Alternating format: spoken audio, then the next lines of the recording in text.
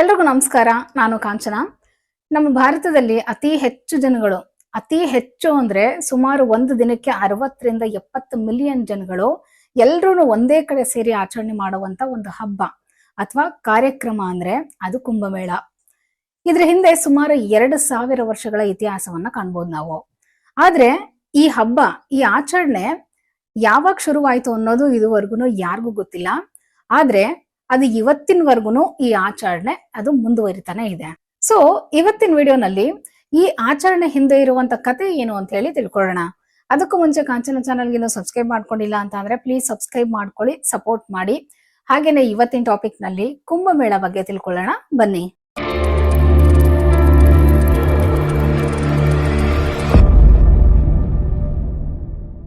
ಮೊದಲು ಮಿಥಿಕಲ್ ಸ್ಟೋರಿಯಿಂದನೇ ಶುರು ಮಾಡೋಣ.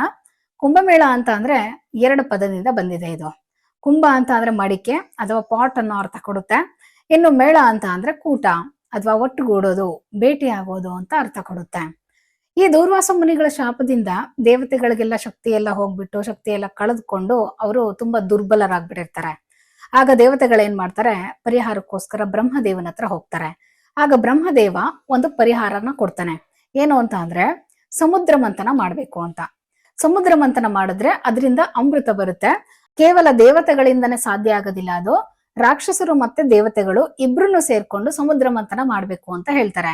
ಆ ಅಮೃತನ ದೇವತೆಗಳು ಕುಡಿದ್ರೆ ಅವ್ರಿಗೆ ಶಕ್ತಿ ಬರುತ್ತೆ ಅಂತ ಹೇಳಿ ಬ್ರಹ್ಮದೇವ ಪರಿಹಾರ ಸೂಚನೆ ಮಾಡ್ತಾನೆ. ಆಗ ಈ ರಾಕ್ಷಸರಿಗೂ ಮತ್ತೆ ದೇವತೆಗಳಿಗೂ ಆಗದೆ ಇರೋದ್ರಿಂದ ಇದು ಹೇಗ್ ಸಾಧ್ಯ ಅನ್ನೋ ಪ್ರಶ್ನೆ ಉಟ್ಕೊಳ್ಳುತ್ತೆ. ಆಗ ಈ ರಾಕ್ಷಸರು ಮತ್ತೆ ದೇವತೆಗಳು ಒಂದು ಒಪ್ಪಂದ ಮಾಡ್ಕೊಳ್ತಾರೆ.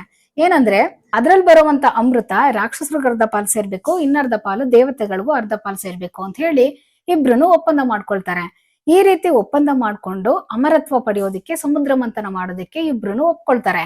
ಆದ್ರೆ ದೇವತೆಗಳು ರಾಕ್ಷಸರಿಗೆ ಗೊತ್ತಿಲ್ದಂಗೆನೆ ಬೇರೆ ಪ್ಲಾನೇ ಮಾಡ್ಕೊಂಡಿರ್ತಾರೆ. ಅಲ್ಲಿ ಸಿಗೋ ಅಮೃತ ಏನಾದ್ರು ಈ ರಾಕ್ಷಸರ ಕೈಗೆ ಸಿಕ್ಬಿಟ್ರೆ ನಮ್ಗೆ ಉಳುಗಾಲನೇ ಇರೋದಿಲ್ಲ ಅಂತ ಹೇಳಿ ಈ ದೇವತೆಗಳು ರಾಕ್ಷಸರಿಗೆ ಅಮೃತನ ಕೊಡ್ಲೇಬಾರ್ದು ಅಂತ ತೀರ್ಮಾನ ಮಾಡ್ಕೊಂಡಿರ್ತಾರೆ. ನಂತರ ಇಬ್ರು ಒಪ್ಪಂದದ ಪ್ರಕಾರ ಸಮುದ್ರ ಮಂಥನ ನಡೆಯುತ್ತೆ. ಸಮುದ್ರ ಮಂಥನದಲ್ಲಿ ಸುಮಾರು ಶಕ್ತಿಗಳು ಕ್ರಿಯೇಟ್ ಆಗ್ತವೆ. ಕಾಮಧೇನು, ಐರಾವತ, ಲಕ್ಷ್ಮಿ, ಶಂಖ, ಪಾರಿಜಾತ, ಹೀಗೆ ಒಳ್ಳೊಳ್ಳೆ ಶಕ್ತಿಗಳು ಕ್ರಿಯೇಟ್ ಆಗ್ತವೆ.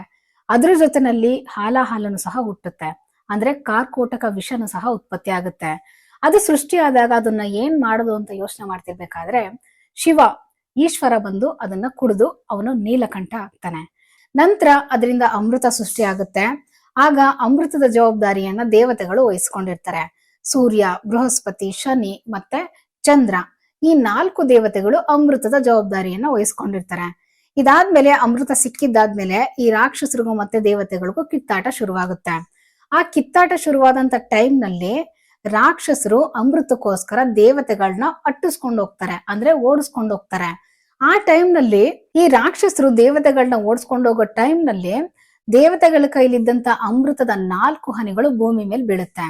ಆ 4 ಅಮೃತದ ಹನಿಗಳು ಭೂಮಿ ಮೇಲೆ ಬಿದ್ದಂತ ಜಾಗ ಯಾವುದು ಅಂದ್ರೆ ಪ್ರಯಾಗ್ರಾಜ್, ಹರಿದ್ವಾರ, ಉಜ್ಜಯಿನಿ ಮತ್ತೆ ನಾಸಿಕ್. ಈ 4 ಸ್ಥಳದಲ್ಲಿ ಆ ಅಮೃತದ ಹನಿಗಳು ಬಿದ್ದಿದಾವೆ ಅಂತ ಹೇಳಲಾಗುತ್ತೆ. ಈ ಅಮೃತದ ಹನಿಗಳು ಬಿದ್ದಿದ್ದಾದ್ಮೇಲೆ ಈ ಸ್ಥಳಗಳು ಪ್ರತ್ಯೇಕವಾದ ಸಾಮರ್ಥ್ಯವನ್ನ ಪಡೆದುಕೊಂಡ್ವು ಅಂತ ನಂಬಲಾಗುತ್ತೆ. ಸೊ ಅಮೃತ ಬಿದ್ದಿರುವಂತ ಈ 4 ಜಾಗದಲ್ಲಿ ಕುಂಭಮೇಳವನ್ನ ಆಚರಣೆ ಮಾಡಲಾಗುತ್ತೆ. ಇನ್ನು 12 ವರ್ಷಕ್ಕೊಂದ್ಸರಿ ಯಾಕೆ ಕುಂಭಮೇಳ ಆಚರಣೆ ಮಾಡ್ತಾರೆ ಅಂತ ನೋಡಿದ್ರೆ, ದೇವತೆಗಳು ಮತ್ತೆ ರಾಕ್ಷಸರುಗಳ ನಡುವೆ 12 ದಿನಗಳ ಕಾಲ ಯುದ್ಧ ನಡೆಯುತ್ತೆ. ಇದು ಮನುಷ್ಯರುಗಳಿಗೆ ಒಂದೊಂದು ದಿನ ಒಂದೊಂದು ವರ್ಷಕ್ಕೆ ಸಮ ಆಗಿರುತ್ತೆ. ಅದಕ್ಕೆ ಕುಂಭಮೇಳವನ್ನ ಪ್ರತಿ 12 ವರ್ಷಕ್ಕೊಂದ್ಸರಿ ನಡೆಸಲಾಗುತ್ತೆ. ಅಂದ್ರೆ 12 ದಿನ ಹೋರಾಟ ನಡೆದ್ರೆ ಇಲ್ಲಿ ಭೂಮಿ ಮೇಲೆ 12 ವರ್ಷಕ್ಕೆ ಸಮ ಆಗಿರುತ್ತೆ ಅಲ್ವಾ. ಸೊ 12 ವರ್ಷಕ್ಕೊಂದ್ಸಾರಿ ಇದನ್ನ ಕುಂಭಮೇಳವನ್ನ ಆಚರಣೆ ಮಾಡಲಾಗುತ್ತೆ. ಮತ್ತೆ ಅಮೃತ ಬಿದ್ದಿರೋ ಜಾಗದಲ್ಲಿ ಆ ನದಿನಲ್ಲಿ ಸ್ನಾನ ಮಾಡಿದ್ರೆ ನಮ್ಮ ಪಾಪ ಕರ್ಮಗಳ ಪರಿಹಾರ ಆಗ್ತವೆ ಅನ್ನುವಂತ ಒಂದು ನಂಬಿಕೆ ಇದೆ. ಅವತ್ತಿನ ದಿವಸ ಆ ಸ್ಥಳದಲ್ಲಿ ಸುಮಾರು 20 ಕೋಟಿಗೂ ಹೆಚ್ಚಿಗೆ ಜನಗಳು ಸೇರಿ ಈ ಹಬ್ಬವನ್ನ ಆಚರಣೆ ಮಾಡ್ತಾರೆ. ಮತ್ತೆ ಇನ್ನ ಒಂದೇನಂದ್ರೆ ಕುಂಭಮೇಳ ಅನ್ನೋದು ಹಿಂದೂಗಳ ಪ್ರಮುಖ ತೀರ್ಥಯಾತ್ರೆ ಅಥವಾ ಆಚರಣೆ ಅಂತಾನೆ ಹೇಳ್ಬೋದು. ಮತ್ತೆ ಈಗಿನ ಅಲಹಾಬಾದ್ ಅಂದ್ರೆ ಆಗಿನ ಪ್ರಯಾಗ್ರಾಜ್, ಅಲ್ಲಿ ಗಂಗಾ, ಯಮುನಾ ಮತ್ತೆ ಸರಸ್ವತಿ ನದಿಗಳ ಸಂಗಮ ಇದು. ಮತ್ತೆ ಹರಿದ್ವಾರ ಗಂಗಾ ನದಿ, ನಾಸಿಕ್ ಗೋದಾವರಿ ಮತ್ತೆ ಉಜ್ಜಯಿನಿ ಕ್ಷಿಪ್ರಾ, ಈ 4 ನದಿಗಳ ತೀರದ ಯಾತ್ರಾ ಸ್ಥಳದಲ್ಲಿ 12 ವರ್ಷಕ್ಕೊಂದ್ಸಾರಿ ಕುಂಭಮೇಳವನ್ನ ಆಚರಣೆ ಮಾಡಲಾಗುತ್ತೆ. ಮತ್ತೆ ಅವತ್ತಿನ ದಿವಸ ಆ ನದಿನಲ್ಲಿ ಎಲ್ಲರೂ ಸಾಮೂಹಿಕವಾಗಿ ಸ್ನಾನ ಮಾಡ್ತಾರೆ. ಯಾಕಂದ್ರೆ ಆ ನೀರು ಅಮೃತಕ್ಕೆ ಸಮ ಅಂತ ಒಂದು ನಂಬಿಕೆ ಇದೆ. ಸೊ ಎಲ್ರೂ ಸಾಮೂಹಿಕವಾಗಿ ಸ್ನಾನ ಮಾಡ್ತಾರೆ.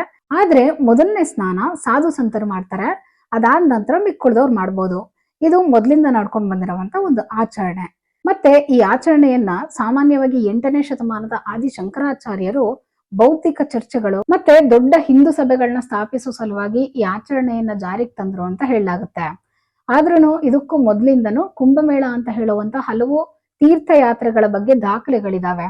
ಮತ್ತೆ ಕುಂಭಮೇಳಗಳು 12 ವರ್ಷಕ್ಕೊಂದ್ಸಾರಿ ನಡೆಯುವಂತದ್ದು ಅಲ್ವಾ. ಈ ಅಲಹಾಬಾದ್ ಮತ್ತೆ ಹರಿದ್ವಾರ ಸುಮಾರು 6 ವರ್ಷಗಳ ಅಂತರದಲ್ಲಿದ್ರೆ, ನಾಸಿಕ್ ಮತ್ತೆ ಉಜ್ಜಯಿನಿ 3 ವರ್ಷದ ಅಂತರದಲ್ಲಿರುತ್ತೆ. ಮತ್ತೆ ನಾವು 4 ರೀತಿ ಕುಂಭಮೇಳವನ್ನ ಕಾಣ್ಬೋದು. ಮೊದಲನೇದು ಮಹಾಕುಂಭಮೇಳ. ಈ ಮಹಾಕುಂಭಮೇಳ ಅಲಹಾಬಾದ್ನಲ್ಲಿ ಮಾತ್ರ ನಡೆಯುವಂತದ್ದು. ಇದು ಪ್ರತಿ 144 ವರ್ಷಗಳಿಗೊಂದ್ಸಾರಿ ನಡೆಯುತ್ತೆ. ಇದು ಒಬ್ರು ಜೀವಿತಾವಧಿನಲ್ಲಿ ಇದನ್ನ ಒಂದೇ ಸಾರಿ ನೋಡಕ್ಕಾಗೋದು. ಈ ಮಹಾಕುಂಭಮೇಳ ಈ ಅಲಹಾಬಾದ್ನಲ್ಲಿ ಮಾತ್ರ ನಡೆಯುತ್ತೆ. ಮತ್ತೆ ಎರಡನೇದು ಪೂರ್ಣ ಕುಂಭಮೇಳ. ಈ ಆಚರಣೆ ಪ್ರತಿ 12 ವರ್ಷಗಳಿಗೊಂದ್ಸಾರಿ ನಡೆಯುತ್ತೆ. ಇದನ್ನ ಅಲಹಾಬಾದ್, ಹರಿದ್ವಾರ, ನಾಸಿಕ್ ಮತ್ತೆ ಉಜ್ಜಯಿನಿ ಈ 4 ಸ್ಥಳದಲ್ಲಿ ನಡೆಯುತ್ತೆ. ಮತ್ತೆ ಇನ್ನ ಒಂದು ಮೂರನೇದು ಅರ್ಧ ಕುಂಭಮೇಳ. ಇದು ಪ್ರತಿ 6 ವರ್ಷಗಳಿಗೊಂದ್ಸಾರಿ ಹರಿದ್ವಾರ ಮತ್ತೆ ಅಲಹಾಬಾದ್ ನಲ್ಲಿ ಆಚರಿಸಲಾಗುತ್ತೆ. ಮತ್ತೆ 4ನೇದು ಮಾಘ ಕುಂಭಮೇಳ. ಇದನ್ನ ಅಲಹಾಬಾದ್ ನಲ್ಲಿ ಮಾತ್ರ ಆಚರಣೆ ಮಾಡಲಾಗುತ್ತೆ. ಈ ರೀತಿಯಾಗಿ ಈ 4 ಸ್ಥಳದಲ್ಲಿ ಕುಂಭಮೇಳವನ್ನ ಆಚರಣೆ ಮಾಡಲಾಗುತ್ತೆ. ಮತ್ತೆ ಈ ಹಬ್ಬ ಸುಮಾರು 1 ತಿಂಗಳಿಗಿಂತ ಹೆಚ್ಚಿಗೆ ಕಾಲ ನಡೆಸ್ತಾರೆ. ಇಲ್ಲಿ ದೊಡ್ಡ ದೊಡ್ಡ ಟೆಂಟ್ಗಳು ಮತ್ತೆ ತಾತ್ಕಾಲಿಕವಾಗಿ ನಿರ್ಮಿಸಿದಂತ ಗುಡಿಸಲುಗಳು, ನಾಗರಿಕ ಸೌಲಭ್ಯಗಳು ಇದನ್ನೆಲ್ಲ ಅಲ್ಲಿನ ಸರ್ಕಾರ ಆಯೋಜಿಸ್ತಾರೆ. ಮತ್ತೆ ಈ ಕುಂಭಮೇಳಕ್ಕೆ ಲಕ್ಷಾಂತರ ಜನಗಳು ಭಾಗವಹಿಸಿರ್ತಾರೆ. ಅದರಲ್ಲೂ ಈ ಸಾಧು ಸಂತರು, ಪ್ರತಿಯೊಬ್ಬ ಸಾಧು ಸಂತರು, ಅಘೋರಿಗಳು ಎಲ್ರೂ ಕೂಡ ಪ್ರತಿಯೊಬ್ರು ಕೂಡ ಈ ಕುಂಭಮೇಳದಲ್ಲಿ ಭಾಗವಹಿಸ್ತಾರೆ. ನಾವು ಬೇರೆ ಯಾವ ಕಡೆನೂ ಅಷ್ಟು ಜನನ ನೋಡೋಕ್ ಸಾಧ್ಯನೇ ಇಲ್ಲ. ಅಷ್ಟು ಜನ ಸಾಧು ಸಂತರು ಈ ಕುಂಭಮೇಳದಲ್ಲಿ ಭಾಗವಹಿಸ್ತಾರೆ. ಪ್ರತಿಯೊಬ್ರು ಭಾಗವಹಿಸಿರ್ತಾರೆ ಅವರು. ಅಷ್ಟೊಂದು ಸ್ಪೆಷಲ್ ಆದಂತ ಒಂದು ಆಚರಣೆ ಅಂತಾನೆ ಹೇಳ್ಬೋದು ಇದನ್ನ. ಈ ವಿಡಿಯೋ ನಿಮ್ಗೆ ಇಷ್ಟ ಆಗಿದೆ ಅಂತ ತಿಳ್ಕೊಳ್ತೀನಿ. ಇಷ್ಟ ಆಗಿದ್ರೆ ಲೈಕ್ ಮಾಡಿ, ಶೇರ್ ಮಾಡಿ, ಸಬ್ಸ್ಕ್ರೈಬ್ ಮಾಡಿ. ಮತ್ತೆ ಮುಂದಿನ ವಿಡಿಯೋ ನಾನು ಸಿಗ್ತೀನಿ. Thank you all. ಬಾಯ್.